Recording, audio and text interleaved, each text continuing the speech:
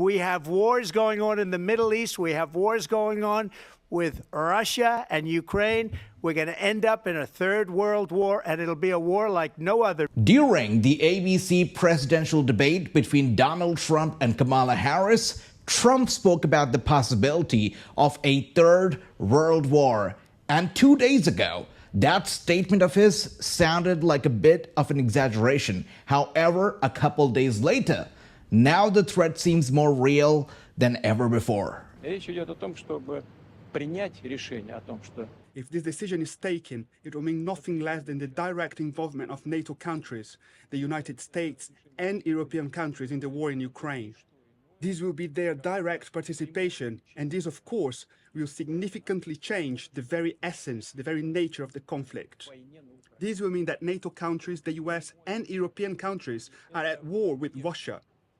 And if this is so, meaning the essence of the conflict changed, we will take the respective decisions corresponding to the threats we are facing. So obviously, Vladimir Putin is not happy with the likelihood of the use of US and UK supplied long-range missiles on targets inside Russia. He calls the use of such missiles as a serious escalation of the war in Ukraine. And these do not just seem to be empty threats or empty words coming from Putin. It seems like he is very serious this time and has already started to take action. Take a look at the BBC broadcast from earlier today. Some breaking news that Russia has revoked the accreditation of 6 British diplomats. Russia is accusing them of spying, of espionage. Now, Russia's state security service, the FSB, has said that their activities had threatened national security, but it did not name any of the diplomats. And it said that the move was a measure against multiple unfriendly acts and had what it called documentary proof confirming London's coordination of an escalation in the international political and military situation. Now, it's not clear whether the diplomats are currently in Russia, and one Russian TV channel actually aired footage claiming to show them leaving the country.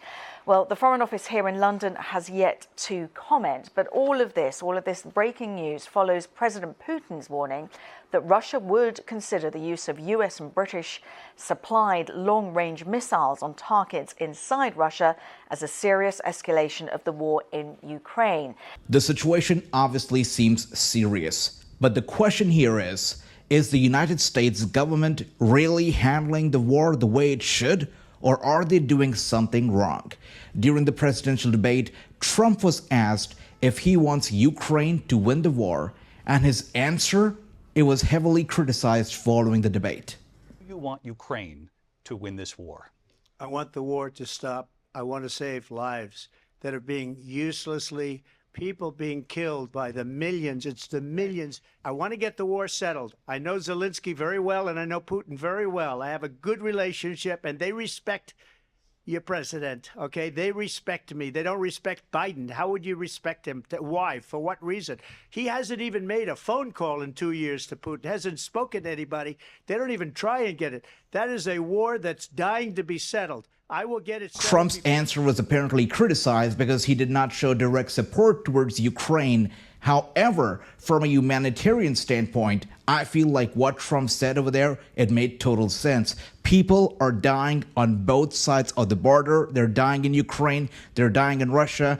And what anybody would want right now is for the war to end. The question now remains, what kind of strategy will work? Will the current strategy of the Biden-Harris administration work? Or does the war need a strategic shift? Now, during the debate, Trump also claimed that Kamala Harris was sent as a mediator, as the negotiator, to meet Zelensky and to meet Vladimir Putin. However, the meeting apparently went so bad that right after meeting them, Russia invaded Ukraine, and thus the war began. They sent her in to negotiate with Zelensky and Putin, and she did.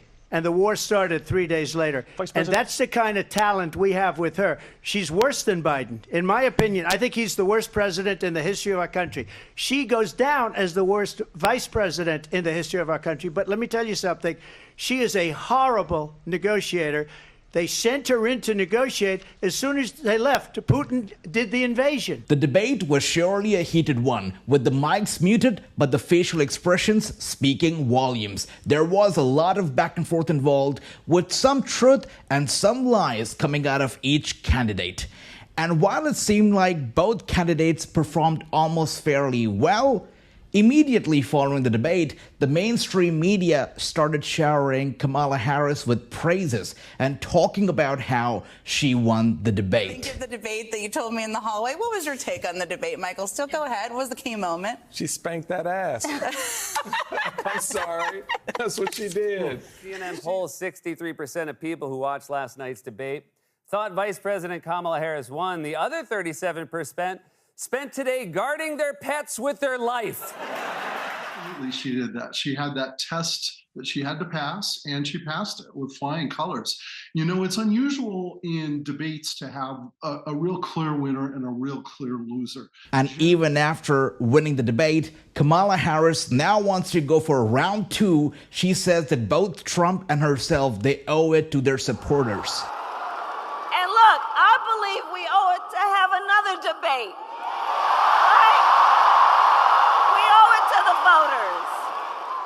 Now, even after winning the debate, Kamala Harris wants to go for round two. She says that Trump and herself, they owe a second debate to their supporters.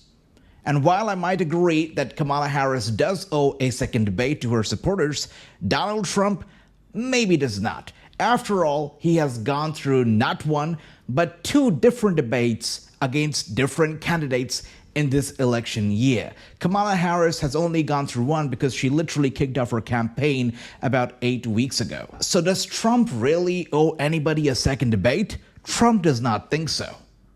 But when a prize fighter loses a fight, you've seen a lot of fights, right? The first words out of that fighter's mouth is, I want a rematch, I want a rematch. But she immediately called for a second debate, which means that she was like a prize fighter that lost a fight. We had two debates, though. I had a debate with crooked Joe Biden, right? And I had another debate with her. She was a no-show at the Fox debate. You know, Fox invited her. She was a no-show. I sat with the great Sean Hannity and refused also to do NBC and CBS. And as far as my opinion's concerned, I would love to see Donald Trump and Kamala Harris have one more debate. But this time, I would not want networks like ABC, MSNBC, or CNN moderating the debate. Instead, this time, I would love if Fox News could do the honors.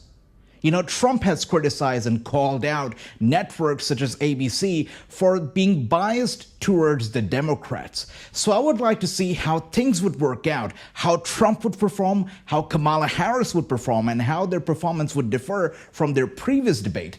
If a network that Trump is comfortable with, if that network is moderating the debate. And since we are on the topic of debates, as you may remember, during the debate, Kamala Harris seemed to distance herself from her own president, Joe Biden. Well, now the White House press secretary has responded to that moment. At the debate on Tuesday, she distanced herself from the president, saying, I am not Joe Biden. What I do offer is a new generation of leadership for our country.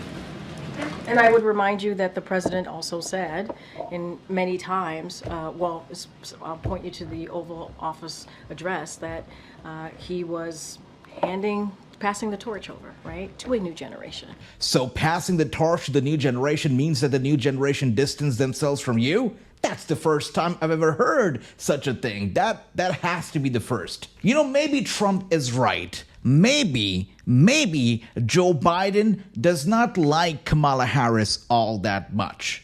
I mean, if he did like her, why would he do this? Come on. I ain't going that far. Yeah. Do a selfie. There he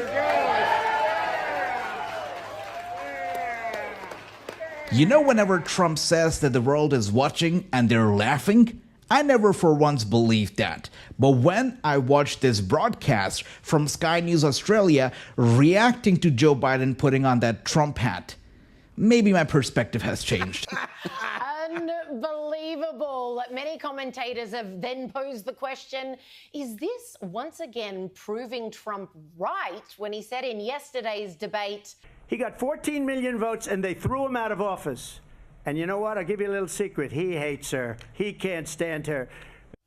it would appear to be the case. He hates her. He can't stand it. This guy got 14 million votes. They threw him out like a dog. That's the best I have seen of Joe Biden. You know, he's just riffing along with the guy. The guy's making fun of him. He's making fun of the guy. He was playing along with the joke. It's almost like since they told Biden, actually, you're not running in November, a weight has been lifted off his shoulders and he can now have a bit of fun with himself. I reckon it's more a case of he's tired of being the establishment shill. They did throw him out like a dog, so now he's like, you know what, sod it. I'm the President of the United States of America and I'm wearing the opposition's hat. I don't care. All right. On a more serious note, we all know that Trump is a billionaire.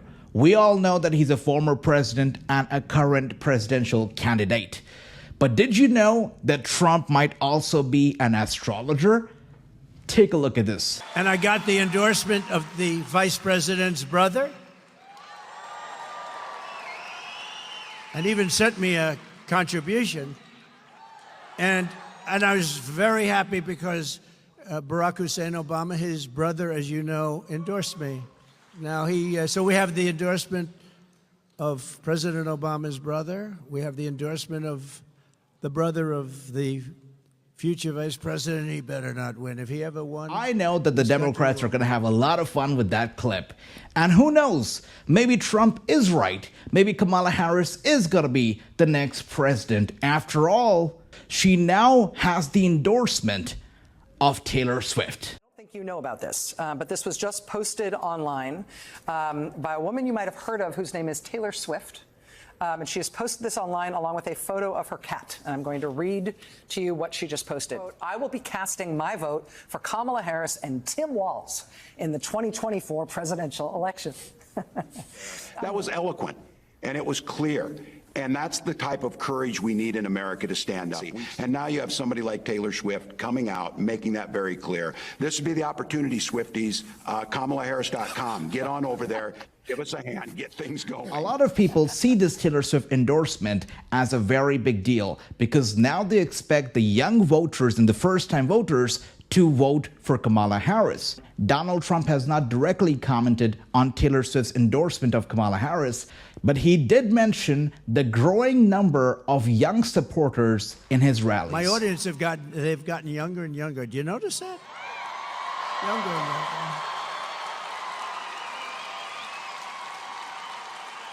Don't worry, I still like the old people the best. I don't care. I don't care. Let that cost me, all these young people. Let that cost me the election. I still like the old people the best. Got to stay with the people that got you there, right? I love what we're doing for the old people. You'll hear. We are on the road to White House and we are just 53 days away from the election day. Stay tuned to this channel as I bring to you my perspective and outsiders' perspective to all things election 2024. Thank you so much. Don't forget to like the video and leave a comment below. I will be sure to read and write to every one of you. And also, don't forget to subscribe. And I will see you in the next video. Thank you.